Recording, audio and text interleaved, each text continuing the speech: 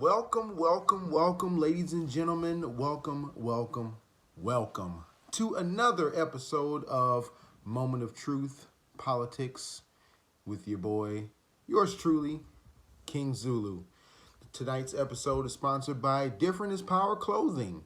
Lead with positivity. Go shop online right now at diff-power.com or on all social media sites at d.i.power. That's where this hat came from. The Scully and more is coming this fall.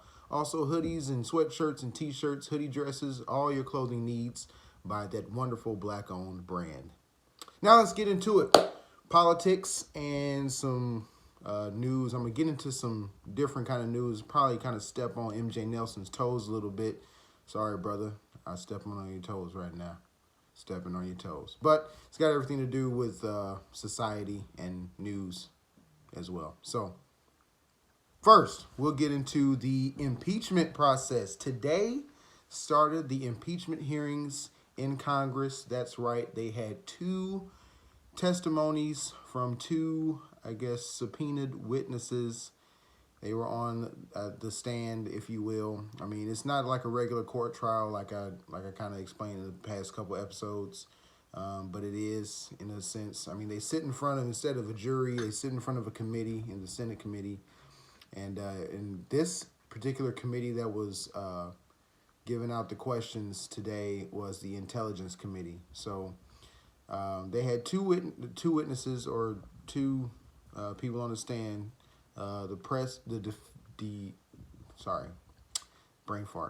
The Deputy Assistant Secretary of State, George Kent, and one of the ambassadors to the Ukraine. I forget his name. I'm sorry. I just forgot his name. But anyway, at any rate, things got spicy when the hearings began. I mean, it got a little heated when the Republican congressmen were basically asking the Democratic chair of the Intelligence Committee. They were asking him, since we got all of these witnesses on stand, we have yet to see or hear from the whistleblower. And as we stated before, they are doing everything they can, the Democrats and everybody, that's on the side of impeaching the president, is doing everything they can to protect the whistleblower's identity. I mean, it only makes sense because they don't want that man dead before he, gets to testify against the president to hopefully get him up out of there. So if you put him on the stand, which he'll have his time to be on the stand and testify against the president. But now's not the time. I mean, when his time comes, we'll all know. And we want to protect his identity so nothing bad happens to him, so that we could have justice in this impeachment. So like I said, today was just the first of many hearings that we will basically see. And these are all public. You can see them. You can watch them live. They're streamed online on YouTube, on CNN, on Fox News, all that stuff. So you can see them and watch them in real time as they happen. And if you aren't able to watch them, tune into the Motion Network. I'll have some brief summaries because they are long. These hearings and witness testimonies are long as F. They long. I mean, I think they was on the stand today for about 8 hours. So they started at 9 o'clock.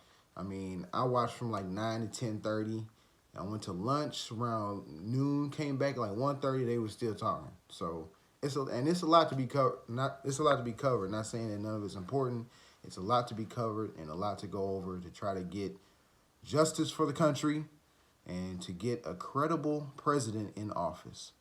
Stay tuned also because in December next month there will be more Democratic presidential primary debates. The front runners are still Joe Biden, Elizabeth Warren, and Bernie Sanders.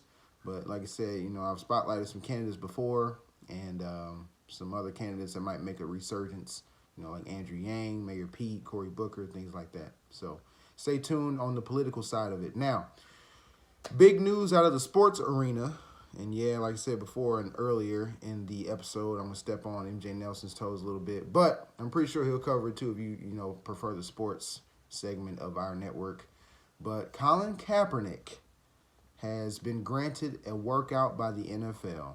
Now, for those of you who don't know who Colin Kaepernick is, where the fuck have y'all been for the past 3 years? So, Colin Kaepernick, National Football League quarterback, NFC champion. He made a Super Bowl appearance with the San Francisco 49ers. Protest the national anthem. He took a knee when the national anthem was played before the games in protest and in solidarity for justice for police brutality against minorities. So that caught him a lot of flack within that year and ultimately the years to come. He was basically blackballed from the NFL and wasn't able to get signed to a team until signed, and not even a workout, not even a tryout for a team until now. So now they're granting him a workout. It'll be this Saturday in Atlanta. Now here's the thing, and I don't know if we, it's kind of like a sham, if you will, I feel like, because now if you, like me, watch football, you know that most football happens on Sunday.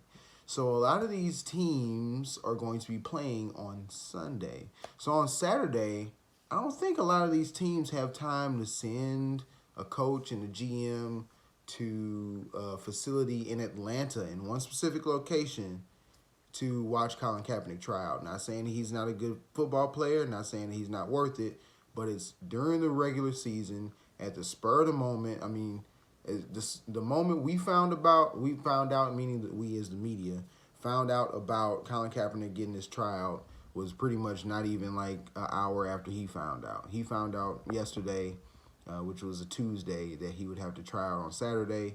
Him and his team tried to push it back a week, and they said it's either now or never. So they said it's either now or never. A couple things. They said it's either now or never. Didn't give him a chance to negotiate the day and the time.